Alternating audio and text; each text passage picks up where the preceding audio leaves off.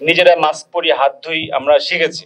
আমাদের এখন ফ্যাক্ট চেকের বিরুদ্ধে নিজেদেরকে প্রোটেক্টেড রাখা, অপতথ্যের বিরুদ্ধে নিজেদেরকে সুরক্ষিত রাখা, সেটারও একটা জরুরত চলে এসেছে। আসলে গত 6 মাস ধরে যেই রকম অপপ্রচার বাংলাদেশকে নিয়ে বাংলাদেশের ভেতর থেকে বাইরে থেকে হয়েছে, সেটা সরকারের পুরো মনোযোগ অনেক ক্ষেত্রে কেড়ে নিয়েছে, জনজীবনে বিশৃঙ্খলা সৃষ্টি করেছে, রাষ্ট্রীয় পলিসিগুলো নিতে দ্বিধাদ্বন্দ্বের সৃষ্টি হয়েছে, এবং সব মিলিয়ে সরকারের যে উন্নয়নের যে প্রচেষ্টাগুলো সেগুলো কিন্তু ধীর গতিতে হয়ে যাচ্ছে।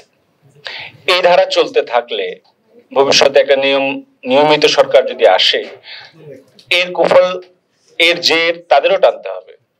অন্যদিকে বাংলাদেশ সম্পর্কে যে নেগেটিভ ব্র্যান্ডিং বিদেশে করার চেষ্টা হচ্ছে, পশ্চিমা জগতের চেষ্টা হচ্ছে, যারা আমাদের এখানে বিনিয়োগ করেন, যারা এখানে যাদের দেশে আমাদের বাজার, সেসব জায়গায়ও তো একটা যদি এই প্রচার যে বাংলাদেশ অস্থিতিশীল, বাংলাদেশে মানবাধিকার লঙ্ঘিত হচ্ছে, আমরা দেখেছি, ফ্যাক্ট চেক করে দেখেছি বা পাল্টা যাচাই বাছাই করে দেখেছি যে অধিকাংশ যেগুলো অপতথ্য সেগুলো তো অপতথ্য, এবং এই প্রচারণাগুলো অনেক ক্ষেত্রে বেসলেস ছিল। কিন্তু এটা শুধু আমাদের একার সরকারের বা কোন একটা সংস্থার কাজ না, এটা আসলে একটা জনগোষ্ঠী হিসেবে আমাদের যে মিডিয়া লিটারেসি সেটার প্রয়োজন আছে। সেইটা যদি আমরা ঠিকমতো এগোতে পারি, তাহলে মানুষ হিসেবে আমরা ভাইরাসকে চেক করি, নিজেরা মাস্ক পরি হাত ধুই আমরা শিখেছি।